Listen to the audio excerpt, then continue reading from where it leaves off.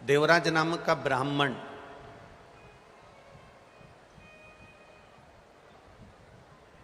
जो कभी ना तो शिवालय गया, ना कभी देवालय गया, ना कभी भगवान शंकर की आराधना करी, ना कभी पूजन करी, ना कभी पाठ करा, ना कभी भक्ति करी, फिर आखिर कैलाश धाम कैसे पहुंच गए? भगवान शिव के धाम कैसे चला गए? शिव भक्ति में कैसे रम गए?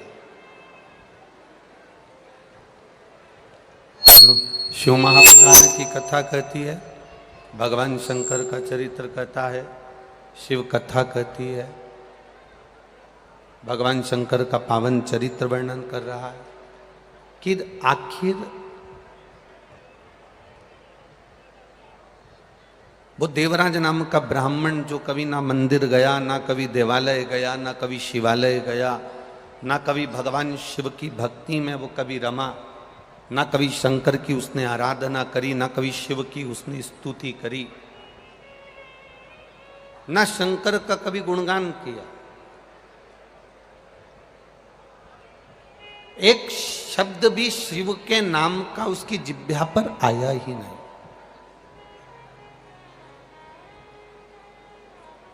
एक शब्द भी उसके मुख से कभी शंकर का निकला ही नहीं।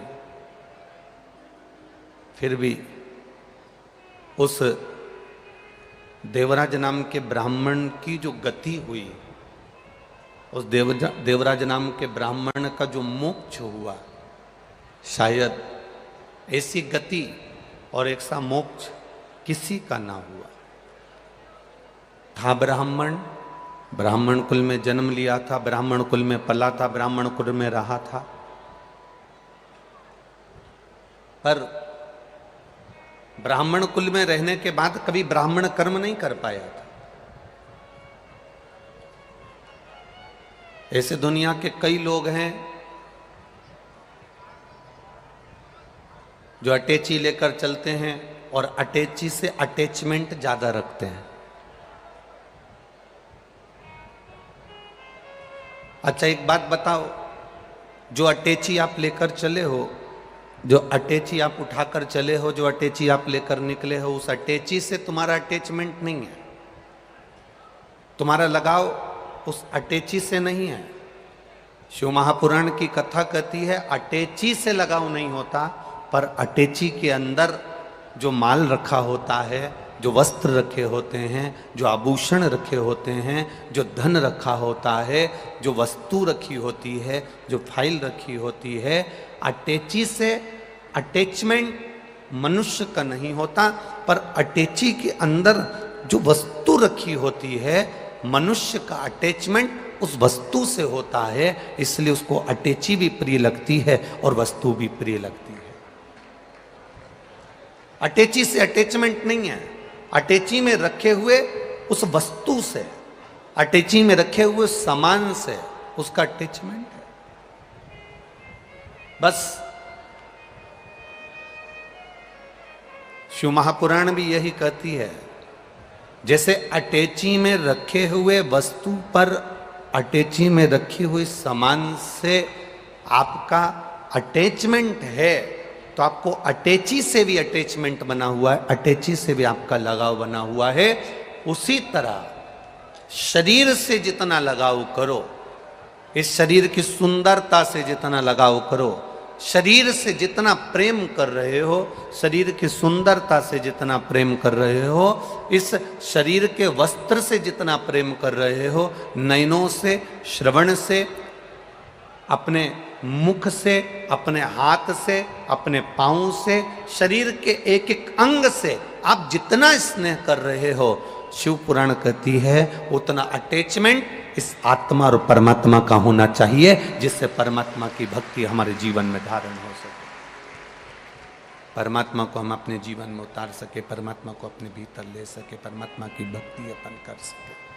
उतना अटैचमेंट अपने जीवन में रखिए, और वो अटैचमेंट केवल शरीर से नहीं हो,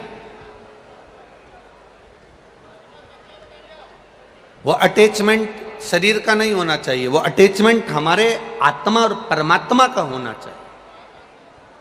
यहां इतने तपतपाती हुई धूप में, इतनी गर्मी में, और यहाँ ये जो ग्राउंड है, जिस ग्राउंड में कथा हो रही है, नरेला के विधानसभा के अंतर्गत, करुण चौराहे के अंतर्गत ये जो ग्राउंड है, यहाँ तक पहुँचने से पहले आपकी गाड़ी, आपका वाहन कोई बहुत पास में नहीं छुड़वा दिया, बहुत दूर आपका वाहन खड़ा करवाया, और इतनी दूर खड़ा होने के बाद चलते चलते आप यहाँ तक पहुँचे हो, तो जरा विचार करना, चलते चलते पैदल चलकर आप यहाँ तक पहुँचे हो, 1 किलोमीटर, 1.5 किलोमीटर, 2 किलोमीटर दूर तुम्हारा वाहन रुका और उसके बाद तुम चलकर यहाँ पहुँचे हो, तो तुम्हारा अटैचमेंट किसी साधारण व्यक्ति से नहीं, तुम्हारा अटैचमेंट महादेव से है, ये निश्चित है। इतनी धूप में, कड़कड़ाती हुई धूप में कोई तुमको 2 किलोमीटर दूर छोड़ दे और कहे यहाँ से अब तुम्हें पैदल चलना है, और तुम्हें 200 रुपये, 500 रुपये, 700 रुपये भी अगर कोई दे और तुमसे कहे कि 2 किलोमीटर दूर पैदल चलना है तुम्हें यहाँ से, तुम्हें यहाँ छोड़ दिया जाएगा, और यहाँ से तुम्हें 2 किलोमीटर, 3 किलोमीटर, 4 किलोमीटर दूर जाना है। आप में जितने बैठे हो ना, एक भी 200 रुपये नहीं लेगा और 4 किलोमीटर कड़कड़ाती हुई धूप में नहीं जाएगा, पर ये आपका जो अटैचमेंट देवाधिदेव महादेव से है, आपकी शिव भक्ति से है, वो आपको यहाँ तक लेकर आया। आपका हृदय, आपका चित्त, आपकी वृत्ति, आपका मन, आपकी बुद्धि, आपका चित्त, आपका चिदानंद स्वरूप, ये शिव से जुड़ा हुआ है, शंकर से जुड़ा हुआ। और जब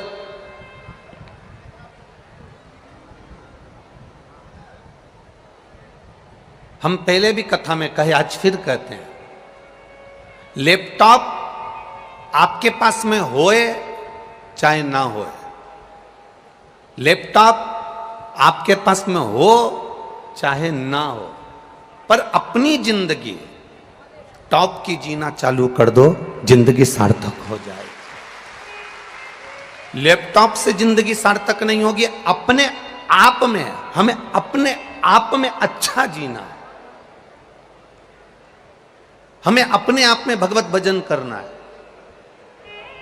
हमने पहले भी कथाओं में कहा, आज फिर कहते हैं, 1 रुपया भी तुम्हारे पास में नहीं है, मत दान करो, 1 रुपया भी आप किसी को मत दो, पर निवेदन केवल इतना है कि आप जो रुपया कमाओ उसको अपने शरीर पर, अपने लिए, स्वयं के लिए खर्च करो।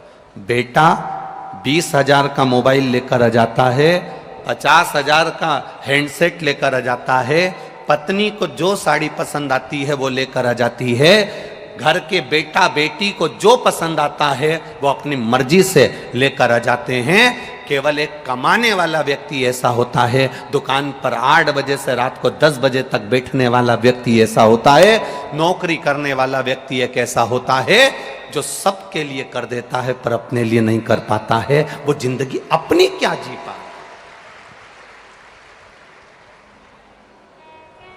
लैपटॉप तुम्हारे पास में हो चाहे ना हो, पर अपनी जिंदगी को टॉप की बनाइए, अपने जीवन को आनंदमय बनाइए, अपने जीवन को खुश होकर जीना प्रारंभ करिए।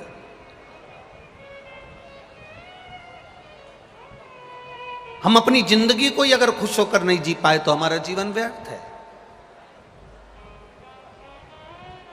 महामृत्युंजय का मंत्र, महामृत्युंजय का जाप, महामृत्युंजय मंत्र का जाप मनुष्य कब करता है? किसी का एक्सीडेंट हो गया तो पंडित जी ने कह दिया महामृत्युंजय का जाप कर लो, कोई कर्जे में डूब गया तो कह दिया महामृत्युंजय का जाप कर लो, किसी के घर में क्लेश हो रहा है तो कह दिया महामृत्युंजय का जाप कर लो, किसी के यहाँ दुख आ पड़ा तो कह दिया महामृत्युंजय का जाप कर लो, किसी के यहाँ कष्ट आ गया तो कह दिया महामृत्युंजय का जाप कर लो, कोई वेंटिलेटर पर पड़ा है तो कह दिया महामृत्युंजय का जाप कर लो। शिव महापुराण की कथा कहती है वो महामृत्युंजय का जाप पलंग पर पड़े हुए व्यक्ति के लिए करा जा रहा है। निवेदन केवल इतना है कि अगर महामृत्युंजय का जाप आप रोज थोड़ा थोड़ा करते रहते तो तुम पलंग पर नहीं पड़े होते, ये निश्चित है। उस मंत्र को हमें खुद भी जपना है। ब्राह्मण देवता, भूदेवता, इस पृथ्वी पर रहने वाले ब्राह्मण देवता आपके द्वारा आपके लिए महामृत्युंजय का अनुष्ठान करेंगे। ब्राह्मण एक आसन पर बैठकर तुम्हारे लिए महामृत्युंजय का जाप कर देगा। ब्राह्मण संकल्प लेकर आपके लिए महामृत्युंजय का जाप कर देगा। परशु महापुराण की कथा कहती है ब्राह्मण भी जाप करे, वो करेगा, मना नहीं, पर निवेदन है कि उस जाप को आप स्वयं भी प्रतिदिन अपने मुख से, अपनी जिह्वा से, अपने शरीर से प्रतिदिन करते चलें, जिससे हमारी जिंदगी सार्थक हो। अपना जीवन, गला पकड़ रहा है, अपना जीवन सार्थक हो, अपने जीवन की सार्थकता सिद्ध हो। महामृत्युंजय मंत्र राम नाम, कृष्ण नाम, शिव नाम मंत्र हम स्वयं जपते हुए चले।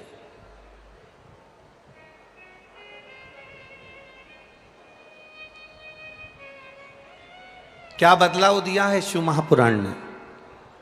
क्या बदलाव करा है शिव महापुराण की कथा ने? कोई आपसे पूछे तो आप कह सकते हो 5 वर्ष की अवस्था के बाद में बच्चे को जो स्कूल भेजा जाता था, स्कूल का बैग का इतना वजन हो जाता है, स्कूल के बैग में इतनी किताबें, इतनी कॉपियां, इतना वजन कर दिया जाता है कि बच्चा स्कूल जाता है, स्कूल से आता है ट्यूशन जाता है, ट्यूशन से आता है फिर वापिस स्कूल जाने की तैयारी, घर में पढ़ने की तैयारी। माता पिता दिन रात 24 घंटे बच्चे से कहते रहते हैं पढ़ो पढ़ो पढ़ो पढ़ो पढ़ो पढ़ो, 24 घंटे लगे रहते हैं। छोटा सा बच्चा सुबह से उठकर स्कूल, स्कूल से ट्यूशन, ट्यूशन से घर पर पढ़ाई, सब कुछ बच्चे ने करा। पर इतने लोग कथा को श्रवण करते हैं, लाखों लोग आस्था चैनल के माध्यम से कथा सुन रहे हैं, लाखों लोग फेसबुक यूट्यूब के माध्यम से कथा सुन रहे हैं, और लाखों लोग इस लाखों भक्त इस सुंदर नरेला विधानसभा के अंतर्गत भोपाल की इस पावन धरा पर शिव महापुराण की कथा सुन रहे हैं। कभी अपने भीतर भी एक बात को उतारिएगा, अपने भीतर भी एक भाव को उतारिएगा, अपने भीतर भी एक बात को लेकर आइएगा।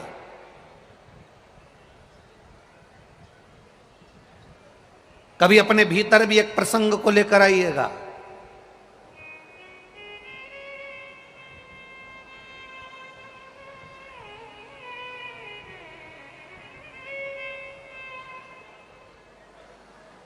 वो दिल्ली में वो साक्षी के जो प्राण गए, उसमें कमी किस चीज की थी? दिल्ली में जो साक्षी के प्राण गए, उसमें कमी किस चीज की थी? दिल्ली में जो साक्षी के प्राण गए, उसमें कमी केवल एक ही चीज की थी।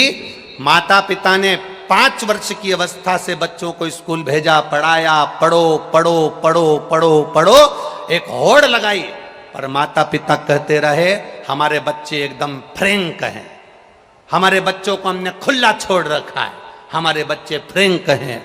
शिव महापुराण की कथा कहती है आपके बच्चे कितने भी फ्रैंक रहें, कितने भी खुले छूटें, शिव महापुराण की कथा कहती है अपने बच्चों को कितने भी उच्च कॉलेज में पढ़ाओ, अच्छे से अच्छे वीआईपी स्कूल में पढ़ाओ, अच्छी से अच्छी शिक्षा दो, और शिव महापुराण की कथा कहती है अपने बच्चों को थोड़ा सा संस्कार भी देना प्रारंभ करो। जैसे साक्षी के साथ हुआ वैसे आपके बच्चों के साथ नहीं होगा। अपने बच्चों को श्रेष्ठ संस्कार देने का प्रयास करिए। हम अपने छोटे छोटे बच्चों को बैग का बोझा देते हैं, हम अपने छोटे छोटे बच्चों को स्कूल का बोझा देते हैं, हम अपने छोटे छोटे बच्चों को अच्छी शिक्षा देने का प्रयास करते हैं, पर हम अपने छोटे छोटे बच्चों के हाथ में एक पानी का लोटा नहीं पकड़ा सकते, एक लोटा जल नहीं दे सकते। अपन कह देते हैं अभी छोटा है क्या मंदिर जाएगा, अभी छोटा है क्या मंदिर जाएगा। बड़ा होता है हाथ में उसके लोटा नहीं आता, कोल्ड ड्रिंक की बोतल आ जाती है, कोल्ड ड्रिंक की बोतल छूटती है, फिर आपको मालूम है कौन सी बॉटल हाथ में आ जाती है। इसलिए निवेदन है, अपने घर के बच्चों को हम जब संस्कार देना प्रारंभ करेंगे, अपने घर के बच्चों को जब हम ज्ञान देना प्रारंभ करेंगे, अपने घर के बच्चों को हम उच्च शिक्षा के साथ में, अच्छी विद्या के साथ में संस्कार देना प्रारंभ करेंगे, और वो संस्कार ना तो सियोर वाला महाराज दे पाएगा, और वो संस्कार ना संसार का कोई व्यक्ति दे पाएगा। वो संस्कार केवल घर की मां दे पाती है और घर का पिता दे पाता है। एक लोटा जल छोटे छोटे बच्चों के हाथ में पकड़ाइए, उसको मंदिर तक जाना सिखा दो। जिसके घर के बच्चे मंदिर की सीढ़ी चढ़ जाते हैं, उस घर का बूढ़ा व्यक्ति कभी वृद्धाश्रम की सीढ़ी नहीं चढ़ पाता है। इतना स्मरण रखें। अपने घर के बच्चों को मंदिर का द्वार दिखाने का प्रयास करें, मंदिर की चौखट दिखाने का प्रयास करें, मंदिर का दरवाजा दिखाने का प्रयास करिए, मंदिर की चौखट दिखाने का प्रयास करिए, अपने घर के बच्चों को मंदिर तक भेजने का प्रयास करिए। आज आप लोग ये लाखों की संख्या में भोपाल की इस पावन कथा में पहुंचे हो। आप अगर परमात्मा के दरवाजे तक आए हो, आप सीधी सीधी तो बात करते हो, किसी के यहाँ शादी में जाओगे, जिसके यहाँ शादी में तुम जाओगे वो भी अपने घर में शादी में एक ना एक दिन, बोलो बोलो जम के बोलो, जरूर आएगा। आप जिसके लिए कुछ करोगे वो भी आपके लिए कुछ ना कुछ जरूर, बोलते जाओ जल्दी जल्दी, करेगा। आप शिव महापुराण तक आए हो तो एक ना एक दिन भोलेनाथ भी आपके दरवाजे तक आएगा, ये निश्चित था, पहुंचेगा। आप जाओ उसकी चौखट पर, आप जाओ उसके दरवाजे,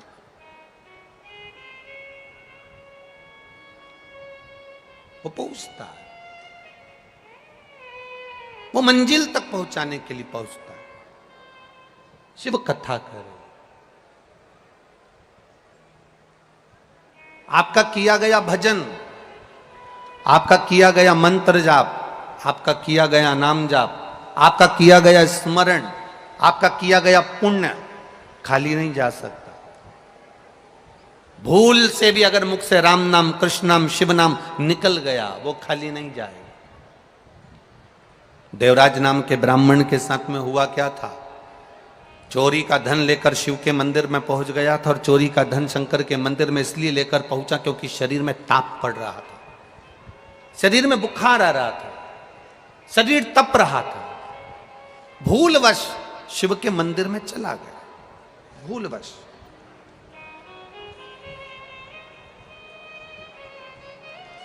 मन नहीं था मंदिर में जाने का, फिर भी पहुंच गया।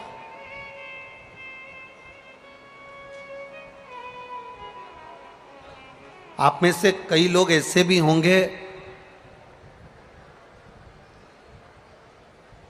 जिनका मन नहीं होगा कि कथा में चला जाए। कई लोग ऐसे होंगे जिनका मन नहीं होगा कि कथा में चला जाए, पर विश्वास भैया कथा करा रहे हैं तो सामने दिखना तो पड़ेगा, जाना तो पड़ेगा। नहीं जाएंगे तो बाद में अपने को देखे, तो जाना तो।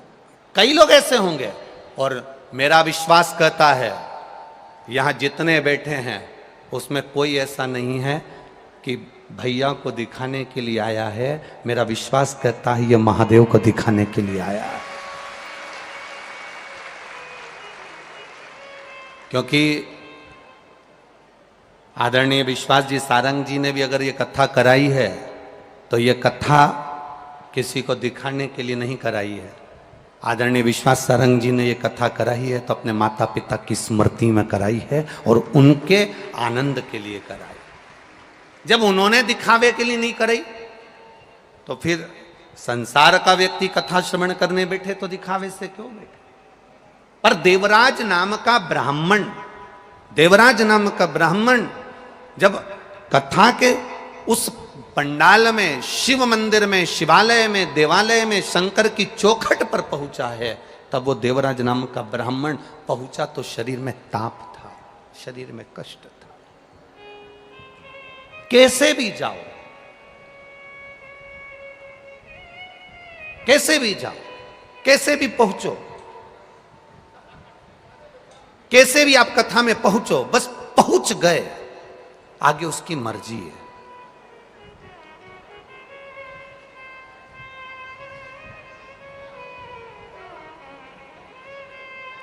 कथा कहती है अगर घर के अंदर आप अनुशासन से रह रहे हो, घर में आप मर्यादा से रह रहे हो, घर के अंदर आप अनुशासन से अपनी जिंदगी जी रहे हो, तो तुम्हारे घर में कभी दुशासन पैदा नहीं होगा, यह निश्चित है।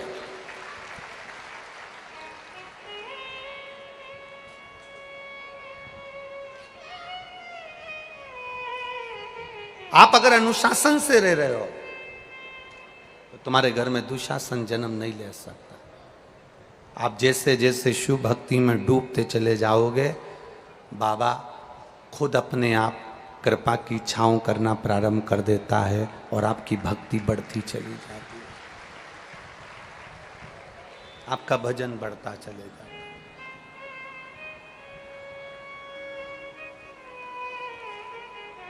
आपका स्मरण बढ़ता चले जाता। आप अनुशासन में रहो परिवार में, आप अनुशासन में रहो घर पर।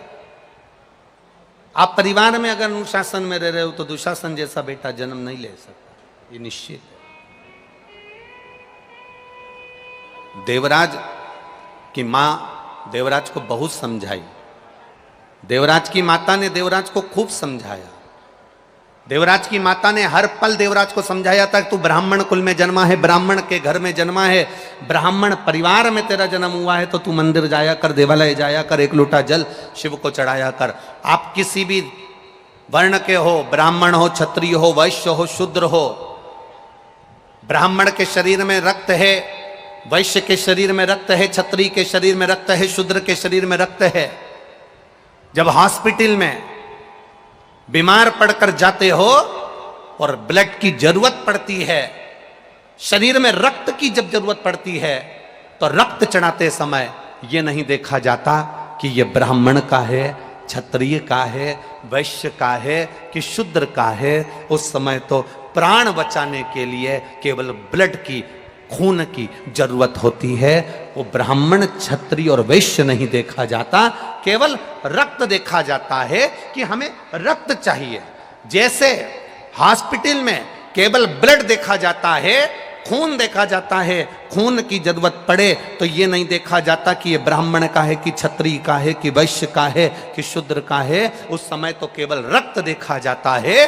उसी तरह परमात्मा के दरवाजे पर ये नहीं देखा जाता कि आप कौन वर्ण के हो, कौन जगह के हो, कौन हो। परमात्मा के द्वार पर तो केवल इतना देखा जाता है कि आपने इस शरीर के द्वारा किसी का भला करा कि ना करा, किसी प्यासे को पानी पिलाया ना पिलाया, किसी भूखे को भोजन कराया ना कराया, किसी अतिथि का आदर सम्मान सत्कार किया ना किया। बस केवल परमात्मा देखता है कि इतनी जिंदगी में तूने पुण्य क्या करा।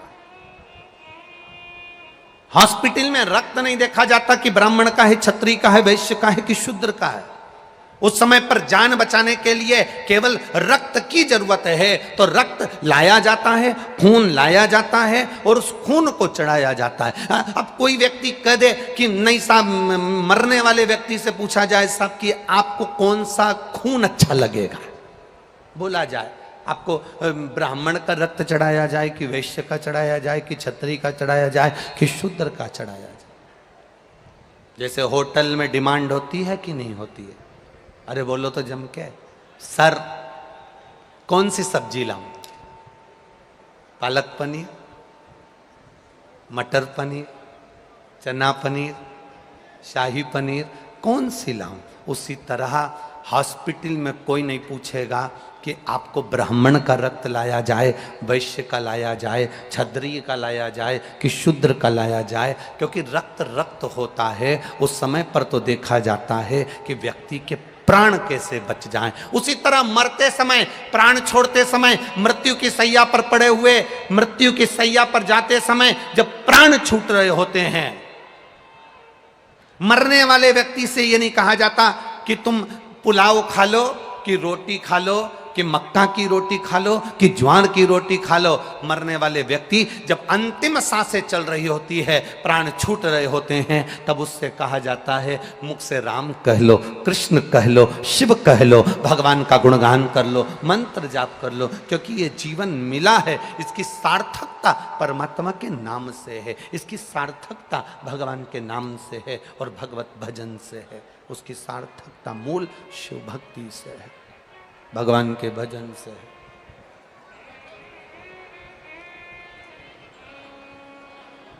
इसीलिए कहते हैं महाराज, मूल वर्णन इसीलिए कहा।